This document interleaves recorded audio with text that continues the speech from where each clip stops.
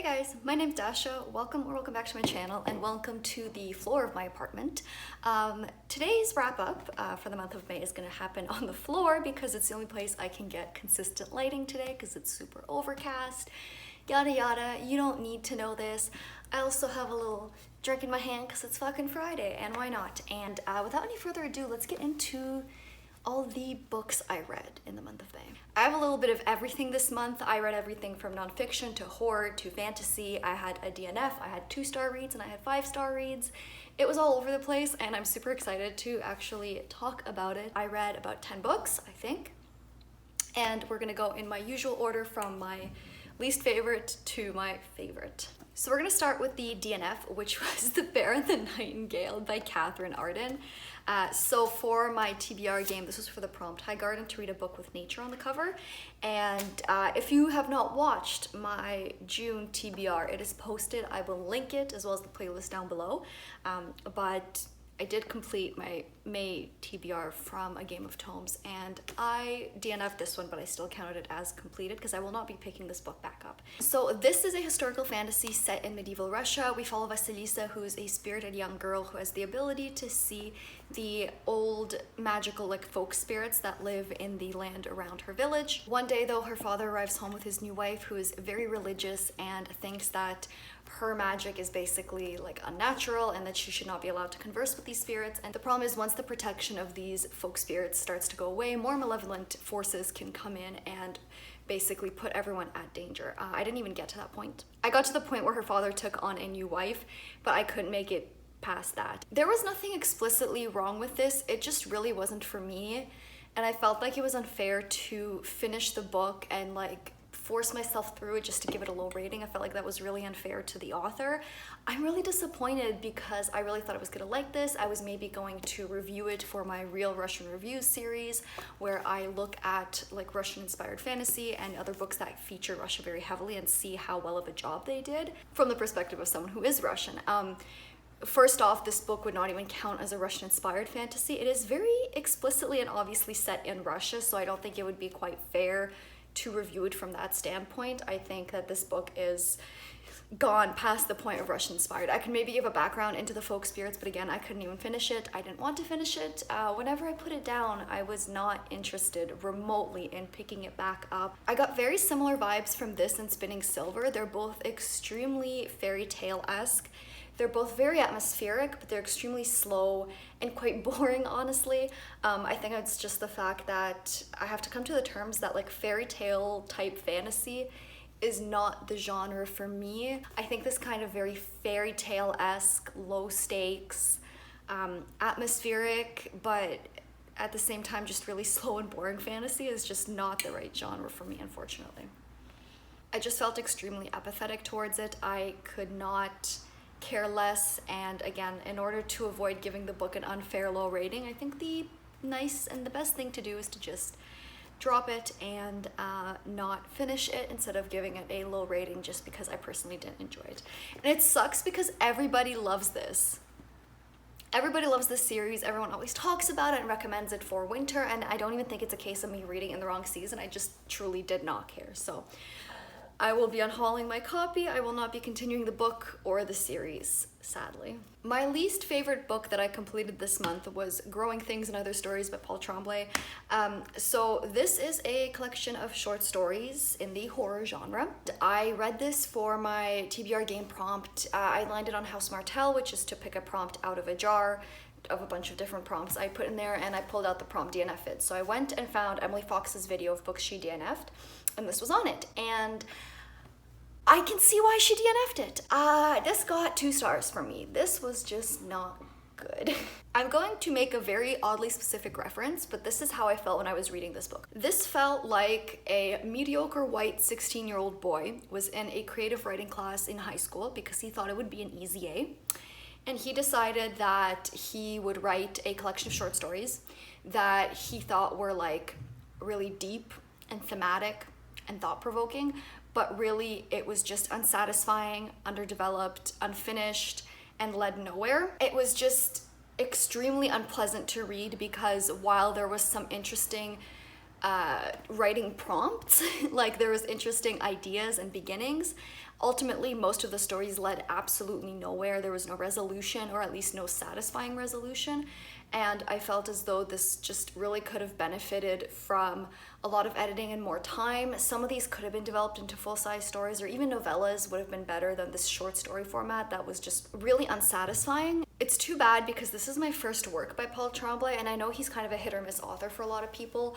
For me, it was just a straight up miss, and maybe a short story collection is not the best place to start. I thought maybe it would demonstrate some of his range.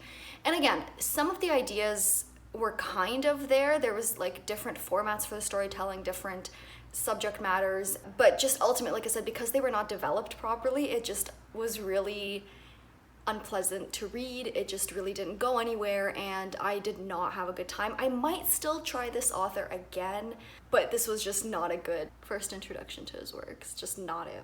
Next book I want to talk about is Throne of Glass by Sarah J. Maas. This is a young adult fantasy about Selena, who is a very well-known assassin. She was captured and she spent a year at a labor camp until the crown prince arrives and says, hey, you're going to participate in this royal competition to eliminate a bunch of other soldiers and other assassins and become the royal assassin. I'm going to sponsor you. The king wants to find his next royal assassin, and you can win your freedom by doing this, because otherwise she would have spent her whole life in the labor camp.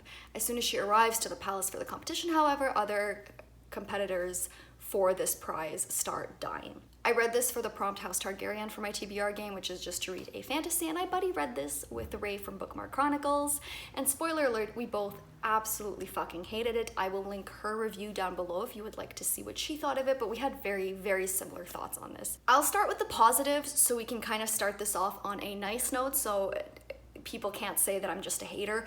I think the world had a lot of potential. I like the potential for like the politics and the military action, and I really enjoyed the magic. I like the idea of this kind of, it's hard to describe, but it's like based on marks. I think they're called word marks, and it kind of seems like a ancient, very kind of traditional fantasy magic. I don't know how to describe it, but basically kind of like painting sigils and protection and like demons and opening portals, and I like that kind of stuff. I really do enjoy that, so I wish we'd had more of that. That is where my enjoyment of this book ended. Our main character is a dumb bitch, and not like a fun dumb bitch where she's a bit of a bimbo but you still love her. No, she is just the most irritating character. She constantly goes on about how she's like such a dangerous person. She's such an elite, dangerous assassin. Oh fuck, if she wanted to, she could take those 2 guards down in no time. They wouldn't even notice what happened by the time she was done with them. Oh fuck, all she needed was, she could take the string from her, or she could strangle this person with her manacle, like with the chain between her manacles, and like they wouldn't even know what hit them. Oh, if they got crossbows, they'd be useless against me. Bitch, you did nothing the whole fucking book. You did fuck all. And you're trying to convince me that you're this super dangerous person. Everyone is terrified of her. Her guards know what she is, and the prince is just so scared of her, but she doesn't demonstrate it at all. She also keeps going on about how she's so cunning. She sees right through people. You know, she was being led through the palace and they were trying to confuse her deliberately by twisting and turning and going over the same areas several times, but she knew exactly where she was going and they could not fool her. The amount of times that she leapt to conclusions and made really foolish mistakes based on assumptions and just did not demonstrate any of this cunningness just did not work. This dumb bitch got a basket of candies delivered to her room overnight, mysteriously, no note. It was for a holiday or something, but she sat up, said, oh, where did these candies show up from? I have no idea. And mind you, this is after her competitors start dying. This mysterious basket of candy shows up and she goes, oh, let me put one in my mouth. People are killing other assassins and all of a sudden you're just gonna accept random candy that showed up in your room. Like, how was she not murdered in this book? I didn't feel any chemistry between her and her 2 love interests, because it wasn't enough to have 1. She had 2, and they all pined after her because she was just so beautiful and so not like she reads books and she's not a sniveling court lady like the other ones, and she eats food. She loves to eat food. She eats more than everyone else. She's so quirky, guys. And like, they didn't want to get too close to her because she's this like deadly assassin. But like, oh, she's just so special, you know, she's not like other girls. It literally reads like Sarah J. Maas wrote this when she was 16, but like you would have thought that there would have been some kind of editing. Even if she did write it when she was 16, someone should have fucking edited it. It was just not good. Sarah J. Maas, I don't think it's like a writing style issue. I genuinely think this could have benefited from a lot of editing because there was so many useless sentences that didn't actually build the character or like the plot or anything, but they didn't really do much to provide for context for the world. There was times where, for example, Selena was eating something and she would just comment, "Oh, how she loved porridge." Like, what the fuck does that do to me? It just sounds weird and clunky and does not contribute anything to the story. And I just absolutely hated my reading experience. I was rolling my eyes constantly. I will not be continuing with this series. I am extremely frustrated that I wasted my time reading this, even though it was like a super quick read, because it was just not good. The fact that I finished Throne of Glass and the fact that the world and the magic were cool were the only reasons that it was not a 1-star read. The next book I'm going to talk about is Death in the Family by Tessa Wiegert. This was for the prompt. I think I got a character card. I pulled Braun, and the prompt was to randomize my thriller and mystery TBR, so this is what I pulled out. I got this on recommendation from Mara at Books Like Whoa. I usually trust her. She reads a lot of thrillers and mysteries, and she said that this one might not work for everyone, but I was still intrigued enough. This essentially follows an ex-NYPD detective who has a very close call with a serial killer when she's working in New York, so she decides to move back to her fiance's hometown with him. He lives out in like the Thousand Islands area. It's like very rural, secluded, and there's not a lot of activity happening there, so she decides to get back to work. Oh, my leg. Oh my God, I'm getting old. So she decides to go back to work, and she gets a call one day from one of the families that own an island in the Thousand Islands, a quite wealthy old money family. And they basically have a missing person on their hands and a set of very bloody sheets. And the whole family was there for like a small family reunion, I think, of some kind. So the immediate family is all there, and one of the family members goes missing. And this was the definition of just like middle of the road. It was fine. I flew through it. I finished it. I thought it was okay. I thought it was entertaining for what it was, in the sense that I was curious to see where it went. I was curious to see what happened, but I just genuinely didn't care. Characters were all right. Some of them were better than others. Our main heroine was not someone I really cared to root for. I mean, come on. Ex-detective battling her inner demons gets put on another case is like the most famous fucking trope of all time at this point for like mysteries and thrillers. So it wasn't anything like that. This book didn't do anything to like subvert that trope. The setting was quite good. I mean, like the old family mansion on an island. And when they arrive on the island to investigate the missing body, a nor'easter hits, so there's obviously like a big storm, and like the atmosphere of that is great. But I just truly didn't care about this book. If you want something really quick and a little bit exciting, a bit of a whodunit, isolated mystery, this might be for you. It's just nothing, it's not impactful on me at all. I thought it was fine, it was quick, there was good tension, and there was good atmosphere, but the characters were mediocre, the plot was like meh.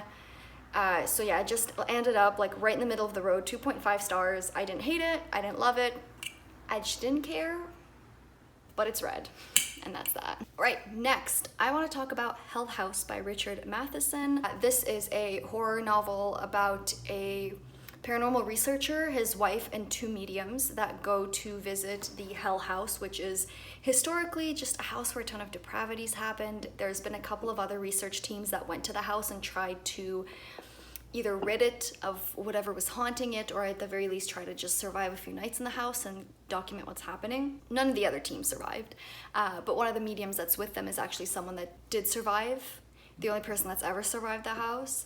So he's going back, and that added an interesting dynamic to it, but just overall this was, again, kind of middle of the road in terms of horror books. I'm starting to think that maybe haunted house stories are just not what I look for in horror. It's not something I particularly care that much about. Because here's the thing, there's that very specific, almost like formula to haunted house books where there's someone that's like skeptical and researching, and there's someone that really believes, and the house usually plays on that person's emotions. and like operates through that person to make things happen, and there's always that kind of doubt. I don't know if I'm maybe just not enjoying the whole haunted house, like I said, formula. Might just not be for me. This book was also disgusting.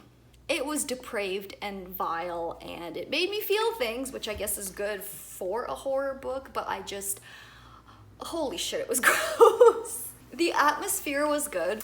The tension was quite good. I enjoyed the way the story progressed. There was just a lot of issues with the pacing because they're trying to set up this like the paranormal researcher and set up for what he thinks is going to solve the haunting. And then the thing that happened with this house, right? So the backstory of this house is that this eccentric millionaire built it and started hosting people over for parties that at first were like fun and wild, but they weren't excessive. And then they devolved into like orgies fueled by booze and drugs, and they devolved into cannibalism, and they devolved into just these like vile acts. And that energy has remained there, and it drives people to do these crazy things. So like a lot of what was happening in The Haunting was very reminiscent of that era of the house. And like, quite frankly, it was just disgusting to read about. But like, I guess if you're into horror for those kind of nasty elements, this might really work for you. I personally really enjoy good tension and like psychological elements of horror a lot more than I enjoy just straight up gore constantly.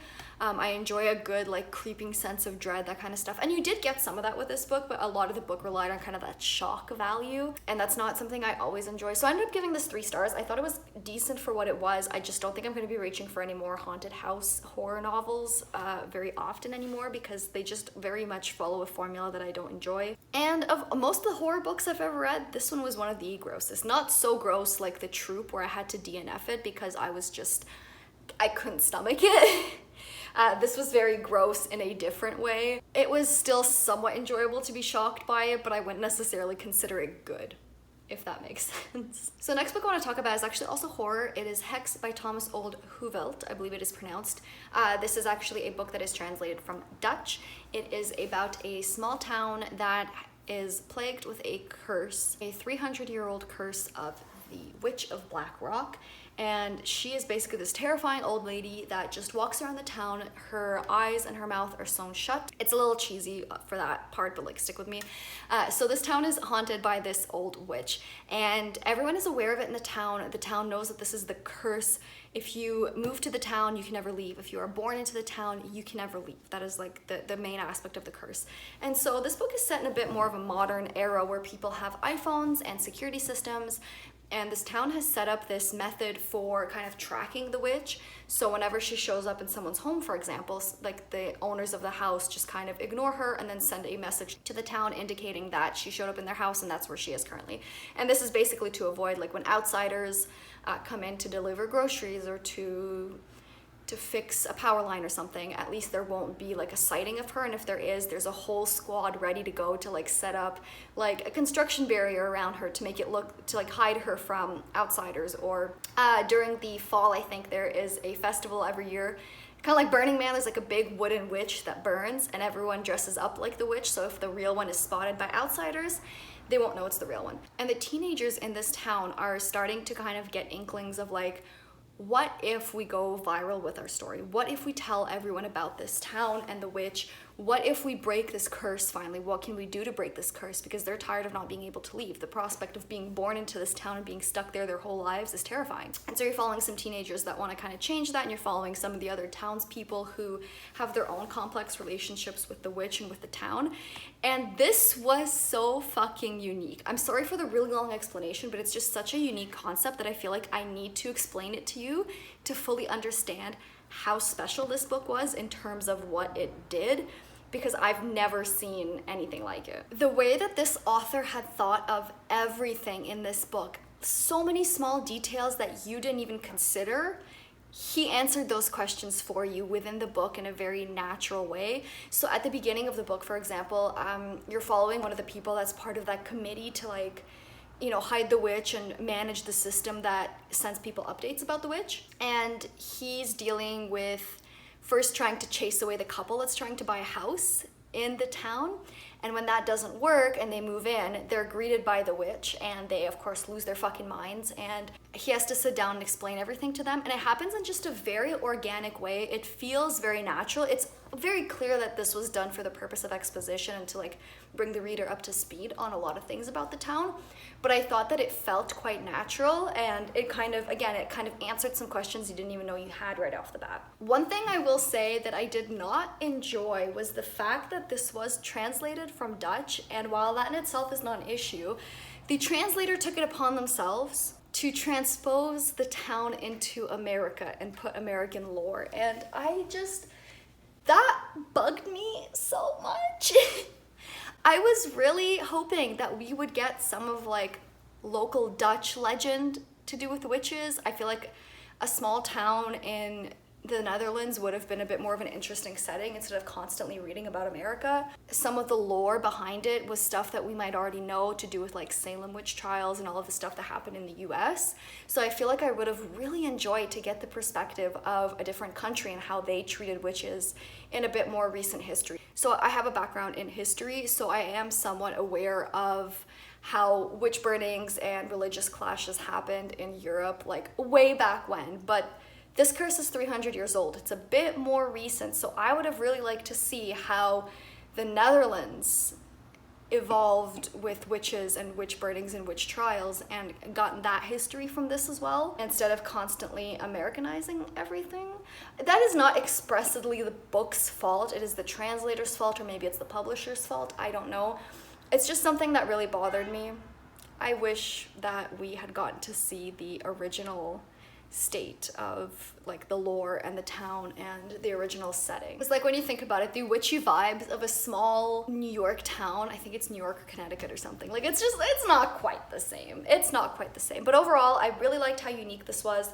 There was a few issues with like, I think there was some pacing things I didn't quite like and some character things, but overall, this was super unique in terms of horror books. I've never read anything like this, and I don't think there are a lot of books like it, so I would absolutely recommend this one. As usual with horror, just look up trigger warnings. This book has obviously a lot of them, and just be aware before you go in, but I would actually really, really recommend this one of the best ones I've read, the ones that I've enjoyed the most, and definitely, like I said, one of the most unique ones. I gave this a 3.5 stars. I think I rounded up to 4 stars on Goodreads.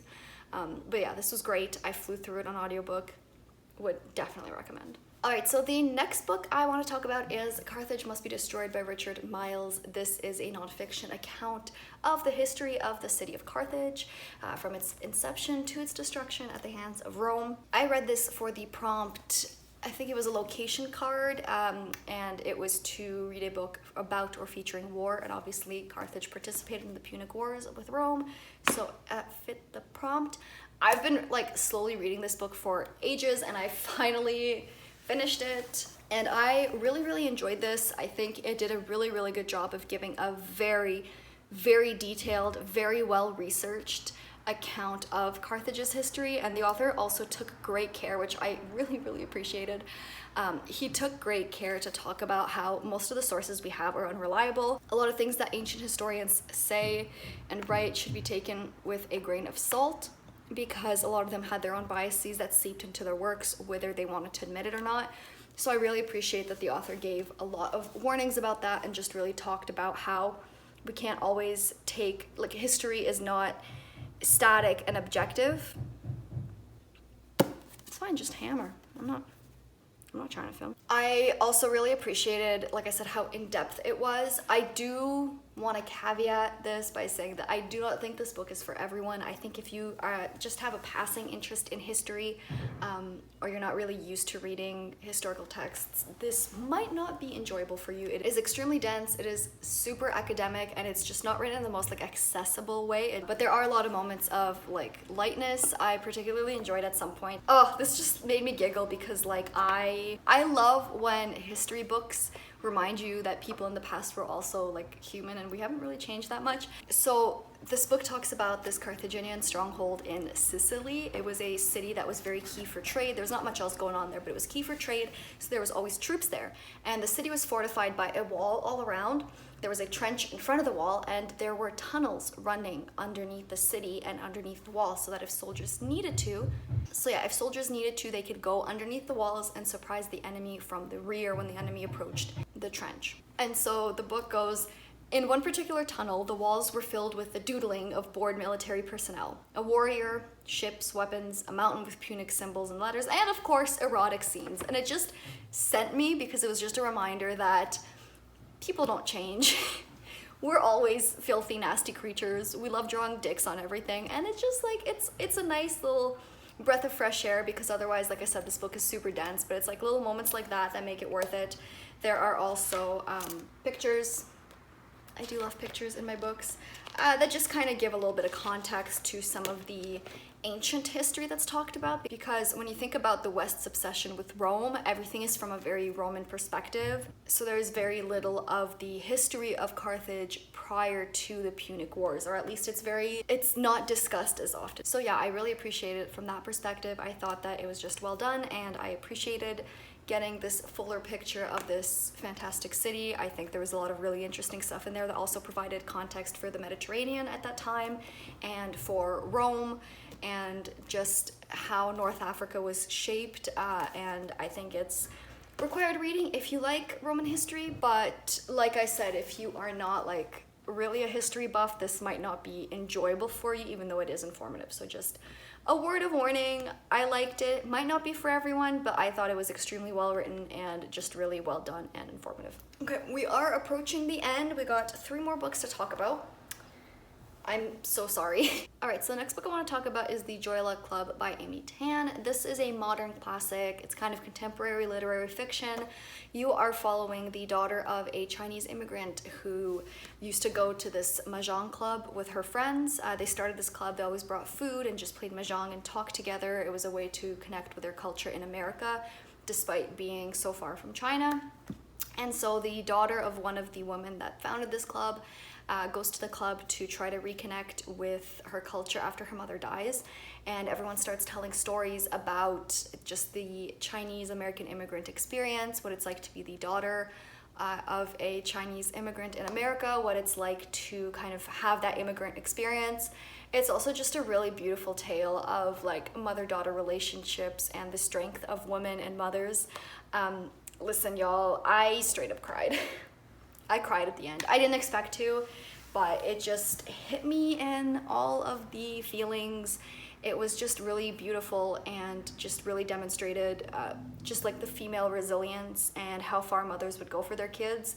And it's not something I thought I would enjoy, to be quite honest with you. I'm not usually a fan of any kind of contemporary or like overly realistic things. I read this because it was the pick for the RORY GILMORE book club for the month of May. I don't know if that club is still running. They haven't updated the Twitter since they picked the book for May, but I read it and I was excited to talk about it with other people. If that club does not happen, I'm gonna deadass start my own because I like the idea. Yeah, this was the reason I read this was for the book club. I was kind of interested in reading all the books that RORY GILMORE reads in the show, and so I picked this up as a result of that, not really knowing what to expect, and this blew my expectations out of the water. I am a child of immigrants. I am not from Canada, and I definitely have a lot of conflicting emotions about that experience. And while obviously my experience is not the same as that of a person of color or someone that fled from complete tyranny in China, because you do get a lot of historical context in this book as well. But yeah, my mother did not flee any kind of horrific situation. It was post-Soviet Russia. It wasn't exactly the happiest place to raise a child, but it was not anything like horrific like a lot of people have endured. But I still related a lot to the immigrant child experience, struggling with things like language, struggling with things like trying to fit in amongst your North American peers, but also wanting to respect your culture. As a teenager, you often feel very antagonistic towards your parents who try to instill like your cultural values into you and who try to remind you to like practice your first language, practice traditions from your culture. So it was interesting to get that perspective from someone who perhaps had a different culture. At the same time, there was like a culture of immigrants when you immigrate into North America. There's definitely things that all immigrants experience. So it was definitely interesting to get the perspective of someone from perhaps a different culture, but to still feel validated in my experiences as an immigrant. So this book was really, really touching. I was really blown away by how much I enjoyed it. The fact that I cried really just kind of like set me off because I didn't expect to. And so this book got a 5 out of 5 stars for me, if only because I cried. I wasn't super interested at the beginning, but I was like, I need to, you know, branch out a little bit. And by the end, I was just like spellbound and like just torn up, and I absolutely loved it, and I did not expect to. The next book I want to talk about is A Dance with Dragons by George R. R. Martin. This is the 5th and the last currently published book in the A Song of Ice and Fire series, an expansive adult fantasy with politics and dragons and all sorts of sex and violence and all the fun stuff. This was probably my favorite entry in the series besides the first one. I fucking love this. I felt that everything was starting to converge, all the plot lines, all the character arcs. I thought that I was able to completely tear through this one in no time despite how massive it is. I just genuinely really enjoyed the reading experience for this. At first I was worried about the fact that the Feast for Crows has the first half of this storyline, both different characters, and in the first half of this you follow the same time as Feast for Crows, but with the other half of the characters, if that makes sense. So like, it's all happening in the same timeline, just split between 2 books. And then when shit starts converging in here and you're starting to see it all come together, it's just so beautiful. And all of these teeny tiny threads that George R. R. Martin started weaving in the first and second book are just starting to all amalgamate. And I truly just think it's cruel that we don't even have a date for Winds of Winter. But yeah, this was probably my favorite entry in the series, like I said, besides the first one, because I just thought everything worked. There were no points in this book where I was bored or dragging my feet or didn't want to pick it back up. I was just so excited to be getting through this and continuing with the story. But yeah, 5 out of 5 stars for this one. I am finally done with all the books that are currently published. And I am done with the series for now, so I don't feel as guilty when I start a new fantasy series. Because speaking of new fantasy series, I finally read Assassin's Apprentice by Robin Hobb. So if you saw my 5-star predictions, this book was on that list. This is an adult fantasy. It is a bit of a coming of age fantasy because you follow Fitz, who is the bastard son of the current prince who is next in line for the throne. When the crown prince finds out that he has a bastard, he abdicates the throne. But Fitz, his bastard son, is still, you know, he's still there. They gotta do something with him. So they decide to make him the royal assassin for the crown because he's important enough to be present at large events and to go to ambassador meetings, but he's not so important that, you know, he's a bit disposable. If he gets caught, it's not the end of the world, and if he doesn't, you know, people are not really gonna suspect him because he's just a bastard, you know? I had a really weird reading experience with this. That's how I'm gonna start this. You are following Fitz when he is from around the age of 7 when he arrives to the keep where his family lives, his royal family lives, to about the age of 15, I think 14, 15. But you are not following him in the moment. You're following Fitz writing about his childhood. So it's a very weird tone to begin with.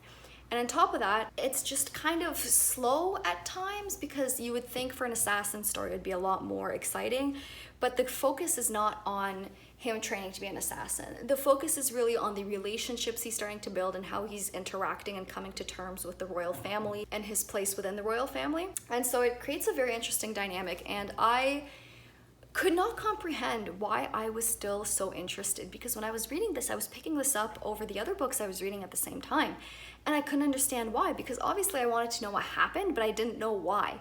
I didn't know why I cared so much to know what happens to everyone in this book. And by the time I got to the end, I realized that the strength of this is not the fantasy aspects, and it's not the world and the plot and everything. It's just these characters and Robin Hobb's ability to make you just feel things for them. I don't know how to describe it. It's unlike anything I've ever read, because despite there being a very heavy political plot and fantastical plot, there's these raids happening on the land that are turning people into essentially like almost zombies. Fitz is learning the magical ability of his family that lets him kind of speak to people in his head and almost control people with his mind. Like, it's a very interesting art and magic, but like, that's not the focus of this book. And I think that is what made this so unique, because when I finished this, I wasn't sure how to feel. I rated this 4.5 stars, but I have not been able to stop thinking about this book. There's something really incredible about it that I'm still kind of working through. There's all these themes of like loneliness and depression. Fitz is suffering from a lot of insecurity and loneliness because of his kind of bastard position. And he's also just trying to figure out what his place in the world is. And he's also, like I said, because he is looking at his life retroactively, it creates a very different tone because he doesn't sound like a child, but he doesn't quite sound like an adult yet. You know, he's too intelligent, clearly at that point, to sound like a child, but he remembers his events very much in a simplistic view, kind of like a child. It's so weird. It is unlike anything I've ever read. It is definitely unique. Whatever this book did, it just like, it got its claws into me, and I am just so enthralled. I ordered the next 2 books in the series. I will probably read through everything Robin Hobb writes because I'm intrigued. She has something special, and I just want to know what happens to everyone and what happens in this world, and I'm here for the ride. This, I think, was my favorite book of the month just because of, like I said, the hold it's had on me. I still think about it. I'm still thinking about it. I truly did not... Okay, that's a lie. I put it on my 5-star predictions list. I expected it to be good, obviously. I didn't expect it to be as layered as it is. I actually, for the first time ever, went back and watched other people's live shows for this book, discussing this book, because I feel like there's just a lot to unpack in it, despite it being a pretty short book. And like I said, I don't think I fully grasped everything in this book, but I'm excited to continue the series and see where it goes.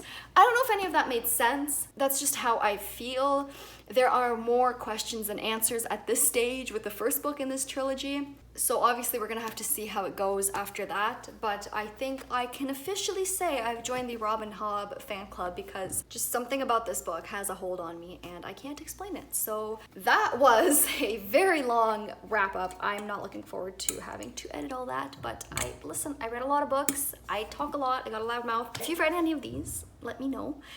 Like I said, if you have not checked out my June TBR, I will link that because I have some really interesting stuff coming up there. And of course, it's always fun to see my TBR game because I am in love with it myself. And I just want to, like, if you haven't seen it, you should watch it. My social media is also linked down below. You guys can always come talk to me there. And other than that, I'll see you in the next one. Thank you for watching. Bye.